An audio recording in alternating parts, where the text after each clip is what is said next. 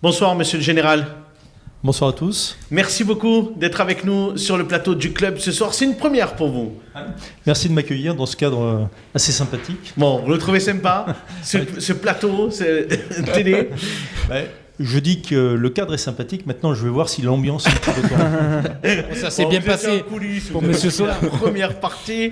On est ravis de vous accueillir. On va rappeler bien évidemment général Éric Schubert que vous êtes patron du groupement de gendarmerie du Gard. Et on est ravis surtout parce que voilà, dans le cadre de cette émission spéciale sécurité du Gard, mais on est très heureux d'avoir les deux représentants de notre département. Donc à côté de vous, bien évidemment, Jean-Pierre Sola est resté quelques minutes, simplement parce qu'on souhaitait effectivement faire la liaison entre vous deux, mais sur la coopération qui existe entre vos différents services, entre les gendarmes, la police et au sens plus large, avec les services de secours comme les pompiers, etc. Peut-être général, et puis ensuite je donne la parole à M. Sola. Cette coopération, elle est naturelle. D'abord parce qu'on travaille sur des espaces qui sont des espaces imbriqués. Nos patrouilles n'ont pas besoin de se tourner vers nous pour coopérer. Elles le font très naturellement. Les uns vont chez les autres. Parce que le délinquant ne s'arrête pas à une frontière. Le délinquant cherche des opportunités, agit en fonction de ces opportunités. À nous de le contrer, à nous de le poursuivre, à nous d'échanger l'information de façon à pouvoir être le plus efficace possible au profit de la population. Ces habitudes, elles sont relayées par ailleurs par des rendez-vous institutionnels. On se voit toutes les semaines avec le directeur départemental de la sécurité publique en réunion d'ordre public avec Madame la préfète et l'ensemble des services de l'État, dont les pompiers dont vous parliez. Je vais poser peut-être une question innocente, mais est-ce qu'il vous arrive de mener des enquêtes en commun, ensemble ? Parce que vous gérez, j'allais dire, des zones hors police et donc la zone police, est-ce qu'il vous arrive, bien évidemment, de vous retrouver sur des enquêtes de malfaiteurs qui agissent dans les deux zones? Pas plus tard qu'il y a 15 jours, sur des phénomènes sériels de vols liés à l'automobile. Au niveau de Nîmes, une bande est interpellée. Les enquêteurs du Gros-du-Roi, qui ont été confrontés au même phénomène, prennent contact avec les enquêteurs de Nîmes pour solutionner un certain nombre de faits et pour rassurer la population. Et d'ailleurs, oui, allez-y. Pardon, et d'ailleurs, vous avez même travaillé, la police et la gendarmerie, sur de très grosses affaires de trafic de stupéfiants. On parlait de trafic de stupéfiants qui ont été démantelés sur Nîmes en collaboration entre, je crois, la police nationale et la section de recherche. C'est pas directement... il s'agit des gendarmes. Donc, c'est même sur des très gros dossiers, j'ai l'impression. Vous êtes saisi. Bien, par rapport à cet aspect de coopération, je pense qu'il existe dans ce département une vraie communauté de la sécurité. Puisque nous sommes dans un département, vous l'avez dit vous-même, difficile. Et même si déjà la coopération, je dirais, naturelle, elle est encore plus renforcée par rapport à l'environnement dans lequel on travaille. Dans un département comme celui-là, il faut travailler ensemble. C'est une obligation de tous les jours. Et nous travaillons bien évidemment de manière très harmonieuse avec les gendarmes au quotidien, comme l'a dit le général, sur des affaires particulières, sur des événements spécifiques, ça oui. Nous serons amenés à le faire encore plus à l'occasion donc de la Coupe du Monde de rugby et à l'occasion des Jeux Olympiques, ça oui. Mais nous travaillons aussi avec d'autres partenaires de premier rang, tels que les polices municipales notamment, que ce soit à Nîmes, à Alès, Bagnols, Saint-Christol-les-Alès.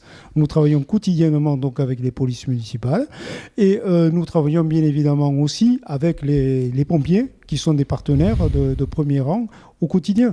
Lorsque nous faisons des services d'ordre sur les manifestations, nous avons un policier municipal, un cadre de la police municipale dans ce que l'on appelle notre salle maintien de l'ordre, service d'ordre et voyage officiel, salle Mozovo, dans laquelle nous accueillons tous nos partenaires.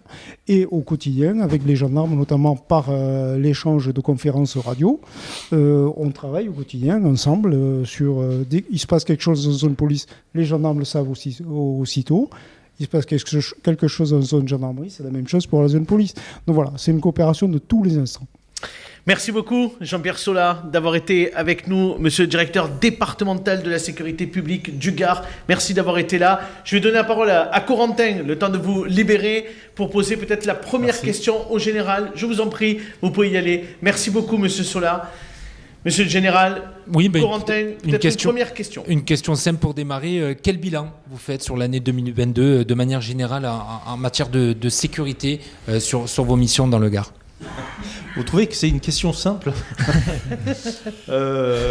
C'est un sujet complexe parce que En fait, lorsque vous envisagez cette notion de bilan, vous envisagez d'emblée différents segments que vous avez évoqués tout à l'heure. Sur les violences à l'intégrité physique, les violences à personne, une forte augmentation, une tension permanente parce qu'il convient d'analyser les phénomènes pour les comprendre et pour être mieux en capacité d'agir contre eux. Vous posiez la question de savoir tout à l'heure si on était dans un département plus violent. À l'instar de ce qu'a dit le directeur départemental de la sécurité publique, je pense que oui, effectivement, puisque les violences à l'intégrité physique des personnes en zone gendarmerie ont augmenté depuis 2013 de 55%. Donc on est dans un département qui a tendance à devenir plus violent, et non pas, comme l'a dit Jean-Pierre tout à l'heure, pour des motifs crapuleux, mais pour des contentieux familiaux, pour des contentieux de voisinage, ou pour de la violence gratuite. Et sur les violences sur les gendarmes, vous diriez que c'est quoi? Qu'il y a de moins en moins peur de l'uniforme, que les gens ont plus peur de s'en prendre même à des gendarmes, des représentants de forces de l'ordre? Le rapport à l'autorité est plus complexe dans notre société d'aujourd'hui. Oui, la peur du gendarme baisse très, très certainement. Ça nous oblige à être plus vigilants. Maintenant, notre propos, là, il est centré autour des enjeux de sécurité. Il ne faut pas que cette focale, elle vienne gommer tout le reste. On est quand même dans un département où il fait bon vivre. Il y a quand même dans ce département des communes où il fait bon vivre.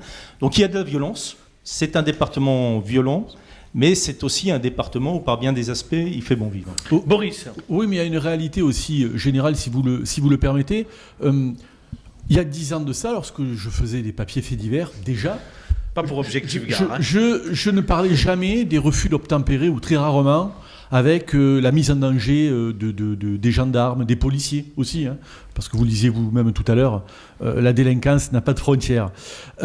Aujourd'hui, quotidiennement, je fais des papiers sur des policiers, des gendarmes blessés.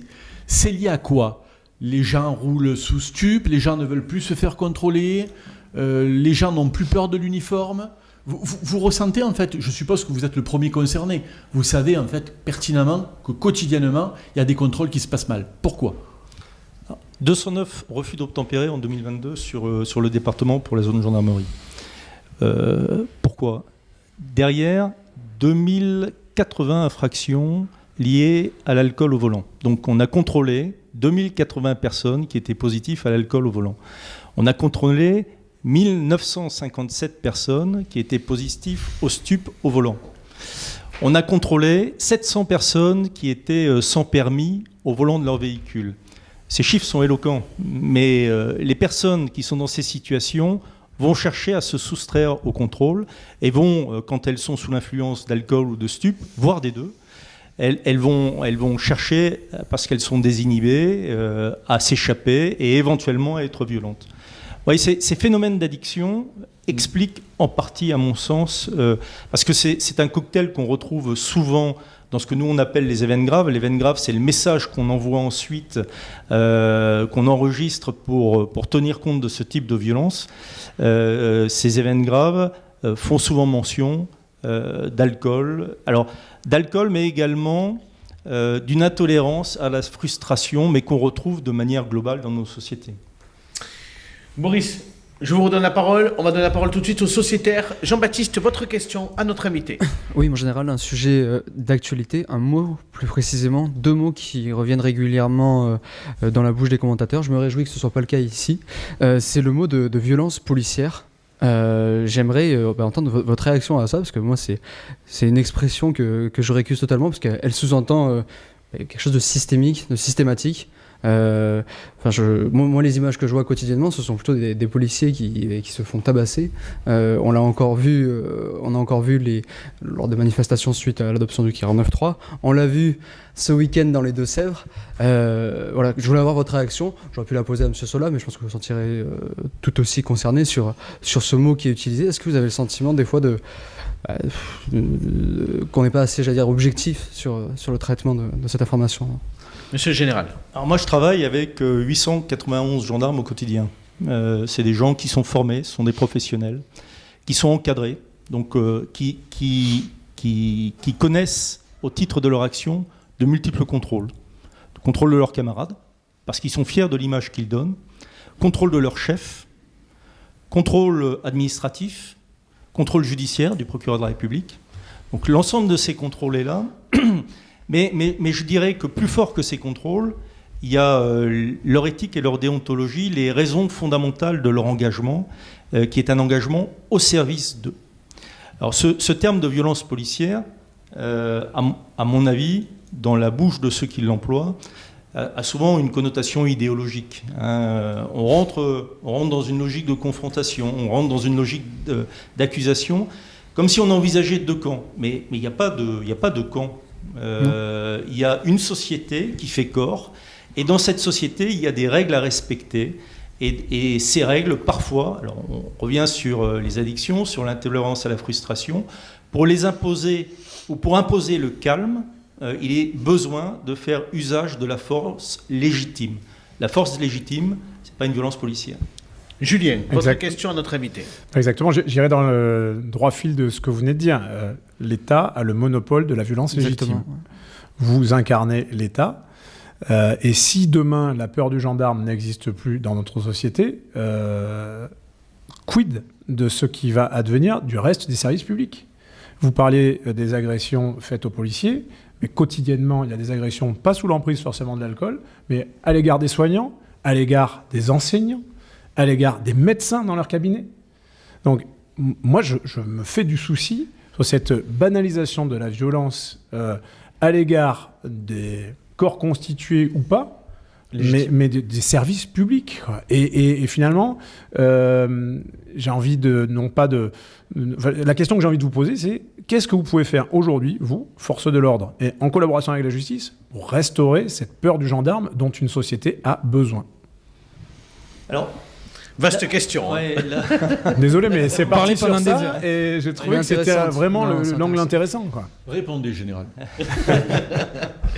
Alors, la peur du gendarme, c'est le début de la sagesse, disait l'autre. Je sais pas. Je pense que plutôt que la peur du gendarme, moi je préfère le respect de l'autorité. Le respect de l'autorité, et ça c'est un sujet souvent abordé avec les deux procureurs de la République du département et avec Madame la procureure générale. Ça passe par une bonne lecture des enjeux situationnels posés aux gendarmes lors de son intervention, aux gendarmes ou aux policiers, et par la prise en compte de ces spécificités du rapport à l'autre, qui est parfois un rapport de force dans le cadre de la gestion de ces situations. Et justice et forces de sécurité intérieure font corps dans ce cadre-là. Il n'y a aucune ambiguïté. Maintenant, donc le respect de l'autorité, c'est quelque chose de fondamental. Et moi, la peur du gendarme, j'ai juste un chiffre en tête. Au titre de l'année 2022, il y a, on va dire, 190 000 personnes qui n'ont pas eu peur du gendarme, qui ont appelé notre centre opérationnel pour nous dire au secours, ou pour nous dire on a un sujet. Ouais. Ce qui a commandé à 32 000 interventions au titre de l'année 2022. Donc, plutôt que de la peur du gendarme, c'est plutôt le besoin de gendarme. C'est l'appel aux gendarmes, l'appel au secours, l'appel parce qu'on a peur de quelqu'un d'autre et qu'on demande l'action de la gendarmerie pour intervenir dans ce cadre-là. Allez Boris, je vous redonne la parole. Quelques questions encore pour le général. Sans transition, hein, général. On parle beaucoup des trafics de stupéfiants. Tout à l'heure, on en a parlé avec le DDSP. En zone police, en zone gendarmerie, beaucoup moins. Pourtant, on a l'impression depuis quelques années que les trafics de stupéfiants, en fait, gangrènent y compris la race campagne. Est-ce que c'est vrai ? Est-ce que vous avez fait ce constat ? Est-ce que vous avez de nombreuses enquêtes ? Il y a déjà 3 questions. Alors que... Au moins 3 réponses. Il y a des stupes là où il y a des consommateurs. Donc il y a du stup en race campagne, je ne sais pas, enfin dans les communes de compétences gendarmerie. Ça fait longtemps qu'il y a du stup dans certaines communes. Alors je ne vais pas les citer parce que les maires avec lesquels j'ai de bonnes relations vont me dire mon général, vous avez mis notre commune à l'index. Et en plus, Plutôt que et en les plus- commentaires vont dans ce sens-là, parce que les commentaires sont très positifs. Alors, ça concernait plutôt des DSP, mais le maire de Bagnols-sur-Cèze m'a laissé un très joli commentaire, puisqu'il suit l'émission en direct pour Monsieur Sola. Je vous en prie. Je vous en prie. Donc on a des zones de sécurité prioritaires, on en a 2 en zone gendarmerie, Saint-Gilles et Vauvert, dans le cadre desquels ces trafics ont baissé. Parce qu'il y a tout à l'heure, le directeur départemental de la sécurité publique l'envisageait, une grosse action de présence sur le terrain. Ça ne veut pas dire qu'ils ont disparu. Donc il faut continuer à multiplier ces temps de présence, à multiplier ces temps d'action, à être vigilant dans tous les spectres de notre action, notamment dans celui de la police judiciaire, de l'enquête judiciaire. Cette année, en 2022, sur une de ces 2 communes, on a mis un terme à un trafic de stupéfiants et on a saisi 1 tonne 200 de résine de cannabis qui arrivait directement du Maroc. Derrière, ça nous oblige à réagir aussi. Alors, à faire du harcèlement des points de deal avec les élus, donc à cartographier avec précision où ont lieu ces points de deal, parce que la voie publique est d'abord un espace de tranquillité publique. On n'a pas à la privatiser, et encore moins à la privatiser dans la perspective d'un trafic de stupes. Mais on doit également s'améliorer dans nos capacités de compréhension des phénomènes. Alors, vous avez, comme moi, vécu la crise du Covid, avec la démultiplication des livreurs, Uber et autres, et peut-être même la survenance de certaines formes de marché, baptisées Uber Shit. Donc, ça veut dire quoi? Ça veut dire que les formes de vente du stup changent, évoluent, et s'adaptent aux habitudes des citoyens. Et à nous aussi, de rentrer dans ces réseaux, de rentrer dans ces cycles. C'est peut-être moins visible, là, pour le coup, parce qu'on n'a pas besoin de point de deal, mais c'est tout aussi prégnant. Et comme vous le disiez, cette menace, elle pèse sur les enfants de l'ensemble du territoire gardois. Je donne la parole à Corentin, qui a une question à vous poser, qui concerne particulièrement le département du Gard. Et on y arrive, c'est les fêtes votives. Corentin, vous aviez une question là-dessus. Pourquoi moi de suite les fêtes votives, c'est le côté village. Non, justement, Parce que vous êtes jeune. Eh oui, c'est On ça. a plus l'âge. On sait que chaque été c'est une préoccupation. Comment vous travaillez justement avec les acteurs concernés? On voit que les maires, les comités des fêtes se plaignent de plus en plus des restrictions. C'est de plus en plus dur, notamment sur les questions de responsabilité, d'organiser ces fêtes votives. Comment vous travaillez avec tous ces acteurs? Alors, on travaille parfaitement bien. C'est d'ailleurs... Vous aurez noté que la gendarmerie, c'est la gendarmerie départementale, donc c'est la gendarmerie du département. Donc un des premiers enjeux pour un gendarme quand il arrive dans le Gard, c'est de comprendre le Gard. Comment ignorer dans ce contexte-là d'abord les traditions taurines et ensuite le système économique et culturel du Gard, articulé autour des manades, articulé autour des fêtes votives. Donc il faut s'en imprégner pour les comprendre et pour envisager avec précision les enjeux autour de ça. Alors, vous parlez de difficultés, de problèmes de responsabilité, qui ne sont pas un problème d'accompagnement par les FSI, mais qui sont un problème assurantiel. Oui, particulièrement, on en a surtout, parlé sur ce plateau. Donc, nous, notre objectif, c'est d'assurer la tranquillité publique. Donc, on accompagne les élus, on accompagne les associations dans ce cadre-là. Accompagner, c'est comprendre. Donc on a mis en place avec les Comcom et avec les associations et avec les manadiers des task force. Alors je vous prie de m'excuser l'emploi de ce terme un peu technique, mais des gendarmes réservistes, des équipes particulièrement acculturées à la bouvine et qui sont déployées sur ces 1060 jours de fêtes votives sur le département. Oui, parce qu'à un moment donné, ça posait un problème, y compris pour les gendarmes, parce que toute cette multiplication de fêtes votives qui terminent tard, avec souvent, malheureusement, des gens aussi très fortement alcoolisés qui prennent le volant en pleine nuit, du coup, les gendarmes se retrouvaient tous les soirs à intervenir dans des fêtes votives. 111 interventions cette année, 3 accidents à la sortie de fêtes votives, dont un mortel. Donc, voyez, donc il y a des enjeux. Il y a des enjeux. Le but, c'est de bien comprendre la fête, c'est d'intervenir au bon moment. Alors, on ne peut pas se démultiplier en même temps, parce que parfois, sur un week-end, vous avez 5-6 fêtes en même temps. Donc, c'est être sur les plus importantes, bien comprendre la cinétique d'une fête pour être là au bon moment, et puis être en capacité d'intervenir lorsque le besoin s'en fait ressentir. Alors, c'est ça monte un peu en pression après 22 heures, mais c'est surtout après 1 heure du matin, avec les éléments de la fête que vous avez cités, que notre présence est encore plus indispensable. Boris, une autre question pour le général. Je suppose que vous avez été impacté également par les manifestations, ou en tout cas tout ce qui s'est passé récemment concernant la réforme des retraites. En zone gendarmerie, il y a eu des phénomènes particuliers. Est-ce que vous êtes également en vigilance, notamment concernant des mouvements dits d'ultra-gauche ? Alors, dans le cadre de l'expression démocratique et de la manifestation, nous sommes en accompagnement de ces cortèges, notamment sur Uzès, sur le Vigan, et puis sur quelques points de blocage qu'il peut y avoir sur l'autoroute ou dans d'autres communes, parce que de temps en temps, il y a des manifestations qui se cristallisent sur certains secteurs économiques. Concernant les séparatismes et l'ultra-gauche, on a également une grande vigilance, dans la mesure où on a pu constater quelques petits actes de sabotage à droite et à gauche, qui là ne sont pas du même ressort d'expression. D'accord.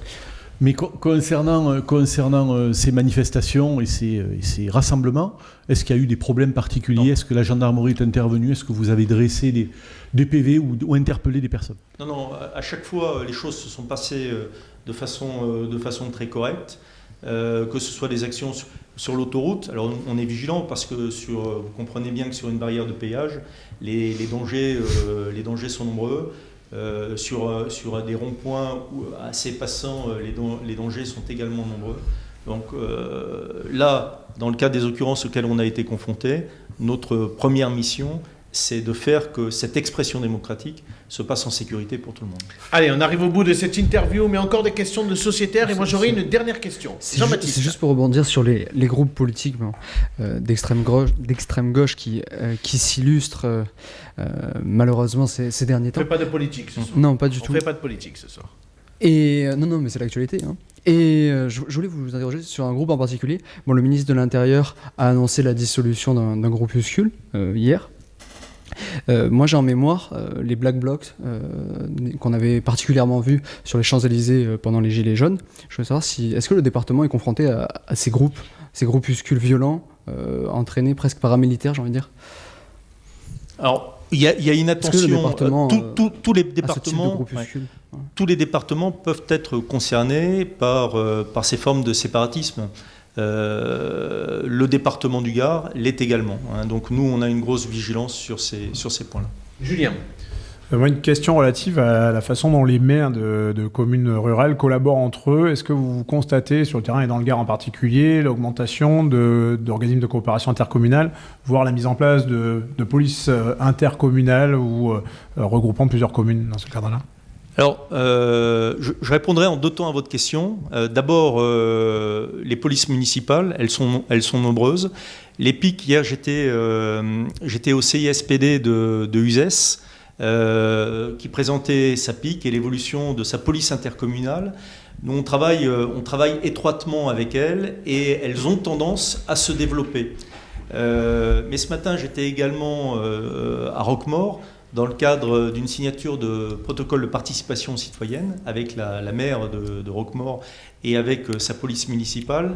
Les 2 actions doivent être complémentaires, municipale et intercommunale, parce que je pense que les 2 spectres, notamment avec des effectifs limités parfois pour les PIC, doivent bien réfléchir à l'interaction et aux différents périmètres de compétences des uns et des autres. Maintenant, vous m'invitez à parler des maires, qui sont quand même un de nos partenaires privilégiés. On travaille étroitement avec eux d'une manière globale, qu'ils aient une police municipale ou qu'ils bénéficient de l'appui d'une police intercommunale, dans le cadre de rencontres mensuelles qui sont réalisées par les commandants de brigade avec eux, en vue d'établir un diagnostic commun de l'insécurité qui peut peser sur leur commune. Alors, les sujets qui reviennent de manière itérative, c'est les sujets de cambriolage, qui sont d'ailleurs en baisse sur le département, il faut le dire, je ne l'avais pas dit, mais ils sont en baisse de manière significative. Les sujets de déchets, les sujets de voisinage et les sujets de violence intrafamiliale. Donc on écoute les maires pour réorienter nos services et pour nous adapter à leurs besoins. Une toute dernière question. C'est pas une question anodine que je voulais vous poser, c'est une question sur la nouvelle façon de communiquer des gendarmes. C'est aussi peut-être une façon moderne, mais on constate depuis de nombreux mois maintenant, et ça s'est peut-être accentué ces dernières semaines, une volonté pour les gendarmes de communiquer sur le réseau social Facebook. C'est-à-dire de mettre des messages, quelquefois un peu amusants aussi. Est-ce que c'est quelque chose dont vous avez beaucoup de retours, peu de retours? Quel est l'impact dans cette nouvelle communication qui s'affranchit de la presse? Moi, j'ai des comptes à rendre. J'ai des comptes à rendre à mes patrons. J'ai des comptes à rendre aux citoyens. Donc, pour rendre des comptes aux citoyens, il faut que je m'adresse à eux. Pour passer des messages de prévention aux citoyens, il faut que je m'adresse à eux. Donc, il faut que je puisse mobiliser tous les vecteurs possibles pour m'adresser à eux le mieux possible. Donc, Facebook, Twitter sont des supports intéressants dans ce cadre-là. C'est le cas des pompiers aussi. La police, depuis une semaine, a créé également une page Facebook. Donc c'est quelque chose qui effectivement se diffuse aujourd'hui. Mais ce n'est pas suffisant. Donc je profite de l'opportunité que vous m'offrez là au club, de pouvoir compléter cette communication, parce que cette notion de redevabilité est due aux citoyens, donc il faut qu'on communique. Mais aussi avec une pointe d'humour. Parce qu'on y voit également dans quelques posts des fois une pointe d'humour, mais tant mieux. Et on attend samedi, le 1er avril. Oui. Vous pensez... Et on attend samedi le 1er avril, en effet. Vous pensez au chameau. Oui, exactement. Vous pensez au chameau. Mais quelquefois aussi certains conducteurs qui dépassent allègrement la vitesse autorisée. Mais parce qu'on fait société et que de temps en temps, il y a des situations qui sont drôles. Et le rire nous rapproche les uns des autres. Si on rit ensemble des mêmes choses, ça crée une proximité. Et tout à l'heure, je parlais de redevabilité. La notion de proximité est également capitale. Monsieur le Général, une dernière question de Boris Delacruz, qui m'a fait un signe. Oui, on parlait de... Juste vous pour n'avez pas de rebondir, compte Facebook, vous, par contre, absolument Boris. pas. Moi, je suis encore à la machine à écrire. C'est fait exprès. Et au stylo. Objectif Gare, 450 000 personnes qui nous suivent. On bat de très loin les gendarmes du Gard. Ah, je croyais que vous alliez dire autre chose. Non, je ne me permettrai pas. Non. J'y ai des amis. On parlait des réseaux sociaux et on s'aperçoit qu'il y a de plus en plus de délinquance justement liées au phénomène Internet, réseaux sociaux. Est-ce que les gendarmes du Gard, on sait que vous avez au niveau national des systèmes de surveillance, mais est-ce que les gendarmes du Gard ont un service dédié pour la surveillance en fait des réseaux sociaux? Alors, ça n'a rien d'anecdotique cette délinquance. Aujourd'hui, sur les escroqueries économiques et financières, en 2022, 3000 faits. C'est-à-dire plus nombreux que le nombre de cambriolages sur le département, avec des contentieux qui montent, avec des situations qui sont des situations dramatiques, telle escroquerie immobilière qui va capter toute la maigre pension de retraite d'une dame de 72 ans au Vigan. Donc derrière ça, il y a des drames. Ces drames, c'est aussi du cyberharcèlement. Ces drames, c'est aussi des réseaux de prostitution organisés par des mineurs et articulés autour des réseaux sociaux. Donc il faut qu'on soit présent sur cet espace et on l'investit. On l'investit avec 11 militaires de la section opérationnelle de lutte contre la cyberdélinquance qui sont en groupement, avec 2 enquêteurs nouvelles technologies intégrés dans ces 12 militaires, avec plus de 80 référents correspondants nouvelles technologies dans les unités, et avec là l'installation, c'est en cours, d'enquêteurs sous pseudo, donc qui sont en cours de formation actuellement, parce qu'on ne peut pas investir un réseau social sans formation et sans qualification. Donc ces formations et ces qualifications nous permettent aujourd'hui d'investir mieux ces espaces-là. Quand vous parlez de référents, en fait, de 80 référents, c'est dans des brigades de gendarmerie, vous voulez dire ? C'est dans des brigades. C'est eux qui vont travailler sur la preuve numérique. Parce qu'aujourd'hui, vous avez tout dans votre téléphone portable, même votre carte bleue. Mais vous avez toutes les communications que vous avez avec un tiers, avec votre conjointe, que vous venez de violenter dans le cadre des violences intrafamiliales. Donc il va falloir aller à l'intérieur de ce téléphone portable pour formaliser le harcèlement moral que vous avez eu à son encontre. Donc on démultiplie cette capacité à travers ces 80 militaires. C'est une structure très hiérarchisée en fait, 12 militaires, derrière, dessous, de façon pyramidale. Vous avez Alors, 80 personnes qui surveillent un peu le Gard. Ouais, c'est lié à notre organisation. Moi, j'ai 42 points de vente sur le département, 42 casernes. Et il faut que l'offre de sécurité,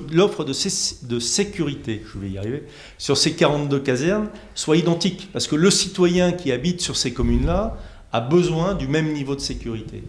Donc dès lors, ces militaires offrent cette capacité d'investiguer dans les supports numériques à l'ensemble de ces personnels. Et vous dites que c'est très hiérarchisé, oui, parce qu'on a besoin d'un niveau d'expertise qui peut appuyer ces 80 militaires sur les brigades.